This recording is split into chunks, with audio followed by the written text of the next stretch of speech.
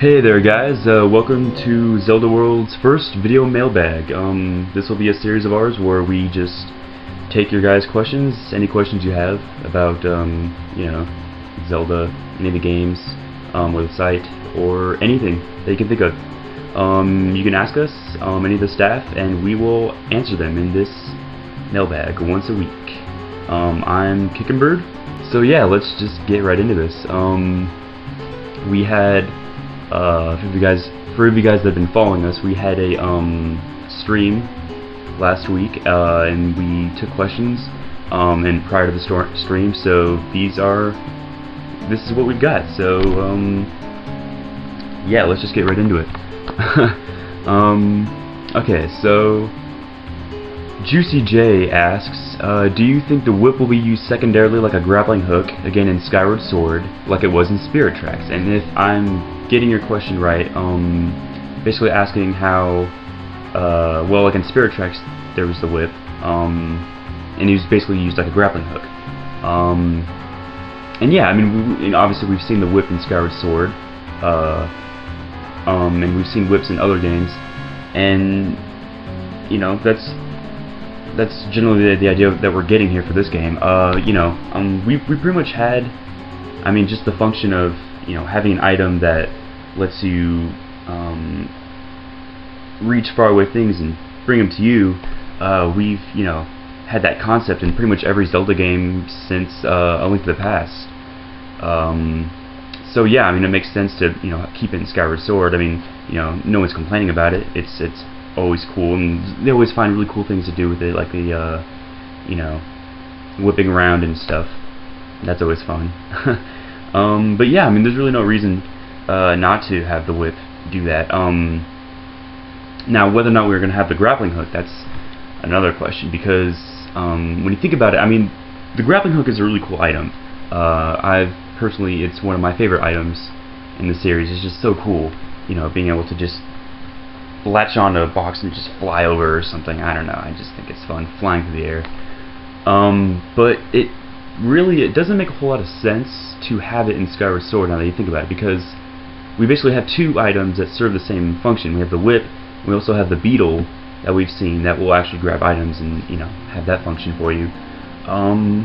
So, it kind of seems like they have everything covered. We can have like an Indiana Jones style with the whip, where that'll get you across areas like the grappling hook has.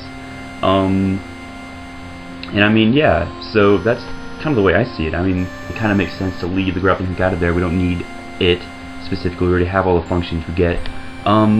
But, not to say that they're not going to have it in there at all. I mean, we don't know for sure all the items we're going to have in the game. We've seen, videos and stuff, or those of us who have actually gotten to play it, which I haven't, but that'd be pretty cool. I don't think that's going to be all the items that we see in Skyward Sword. I personally think there's going to be more than what we've seen in the demos. I mean, that kind of makes sense to me.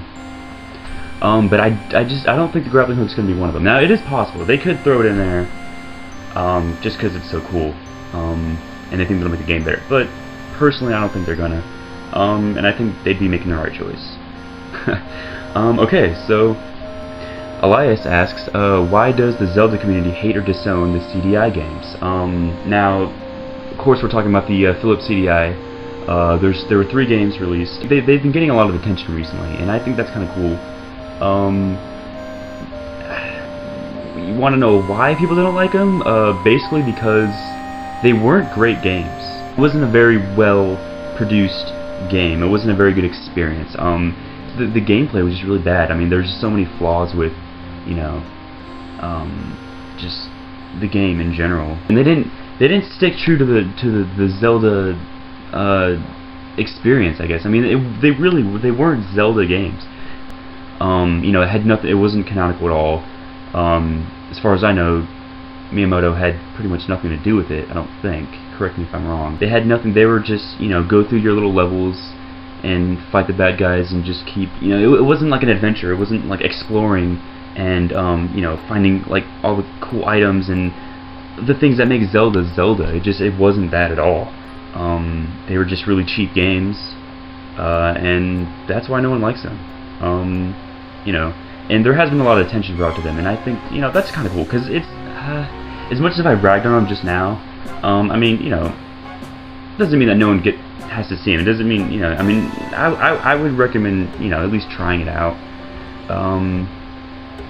but, you know, that's, the general consensus of the Zelda community is that they're bad games. I don't even think that's entirely true. I mean, look at some, you know, look at Zelda Dungeon. They've been, you know, they have this whole walkthrough set up for them, and, you know, Moss's over there has been doing a lot with, you know, the CDI games, and I think that's cool. I mean, you know, people should know about them, at least. But I probably wouldn't say that the Zelda community as a whole disowns the CDI games.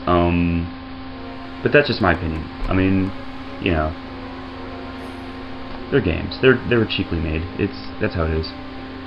So yeah, that's basically it for this week. Make sure to send in your questions to the email in the link below. I'll have a link below for the email for you to send your questions to, or post comments. You can hit me up on Skype.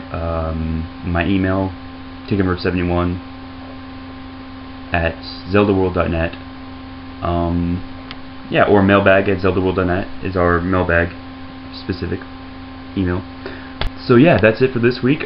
Thanks for watching, guys, and make sure to send in your questions. I will see you next time.